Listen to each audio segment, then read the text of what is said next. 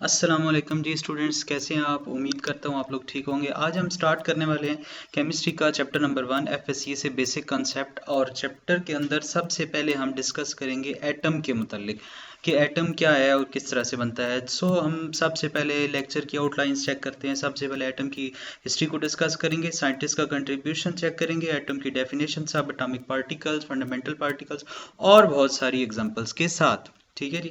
तो सबसे पहले हम एटम के बारे में बात करते हैं। हम बहुत सारी थेरीज को पढ़ेंगे इसमें, जैसे एटम की मज़ीद आपको अच्छे तरीके से समझ आएगी। जैसे कि मिसाल के तौर पर सबसे पहले जे थॉमसन ने एक थेरी पेश की और उसने प्लम पुडिंग थेरी पेश की। उस थेरी के मुताबिक एटम का स्ट्रक्चर ऐसा है जैसा कि प्लम का मतलब होता है आलू बुखारा और पुडिंग का मतलब होता है खीर, यानी कि उस तरह से स्ट्रक्चर बना हुआ है जैसे कि खीर बनी हुई है, उसके अंदर आप किशमिश और खोपरा वगैरह लगा हुआ है, जिससे आपको वो एटम का स्ट्रक्चर कुछ इस तरह से। ठीक है जी।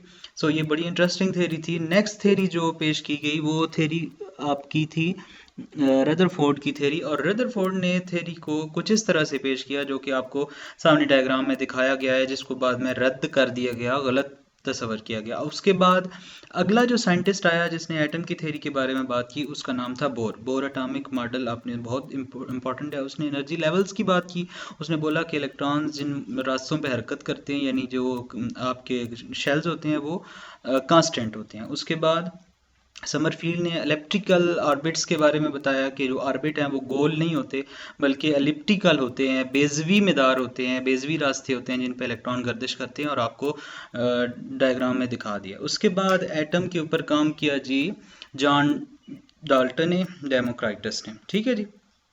डेमोक्राइटस एक साइंटिस्ट था जिसने 400 बीसी पहले काम किया और उसने एटम का नाम डिस्कवर किया, यानी एटम को नाम दिया। ठीक है जी। उसने एटमॉस से एटम का नाम रखा। उसके बाद जॉन डाल्टन आया और जॉन डाल्टन ने सबसे इम्पोर्टेंट काम ये किया कि उसने एटम की डेफिनेशन की। ठीक है जी। एटम की डेफिनेशन कुछ इस तरह से की कि एटम एक ऐसा मादे का सबसे छोटा ज़र्रा है। ठीक है जी।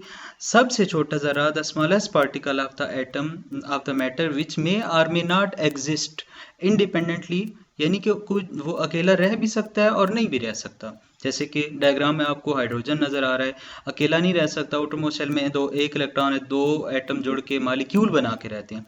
फिर दूसरी तरफ आते हैं तो कुछ ऐसे एलिमेंट हैं जो कि क्या करते हैं कि इंडिपेंडेंट रहते हैं, उनको किसी की परवाह नहीं है, बाढ़ नहीं बनाते, अकेले रहते हैं। सबसे इंपॉर्टेंट एग्जांपल नोबल गैसेज आपको नजर आ रही है, helium, neon, argon, krypton, xenon.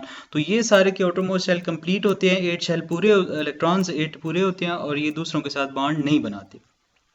Fundamental particles के बारे में देखते हैं तो फंडामेंटल पार्टिकल्स एटम के अंदर 100 से ज़्यादा है, मोर देन 100। लेकिन बेसिकली जिनको हम एटम के फंडामेंटल पार्टिकल्स कहते हैं, बुनियादी ज़रात, वो 3 है, इलेक्ट्रॉन, प्रोटॉन और न्यूट्रॉन। इलेक्ट्रॉन के ऊपर नेगेटिव चार्ज, प्रोटॉन के ऊपर पॉजिटिव चार्ज, और न्यूट्रॉन जो है वो एक न्यूट्रल पार्टिकल है, जो कि आपको डायग्राम में बहुत क्लियरली नज़र आ रहा है। उसके बाद एक इम्पॉर्टेंट बात हम डिस्कस करते हैं, जैसे एटम की बात कर ली, उसके फंडामेंटल पार्टिकल्स की बात कर ली, लेकिन अब उसने बोला कि जो 3 पार्टिकल उनमें से 2 पार्टिकल को न्यूक्लियॉन्स कहते हैं, जो कि न्यूक्लियस में पाए जाते हैं। इसके बाद जॉन जे बर्जीलियस की बात करते हैं, जो कि आपको उसकी पिक्चर भी दिखाई जा रही है। वो एक साइंटिस्ट था जो कि स्वीडिश का रहने वाला था, केमिस्ट था। उसने 2 इंपॉर्टेंट काम किए जी। पहले उसने एटम के सिंबल्स दरियाफ्त किए, यानी एटम के अलामतें किन से ज़ाहिर करते हैं, और फिर उनके एटॉमिक मैसेज को दरियाफ्त किया। ठीक है जी।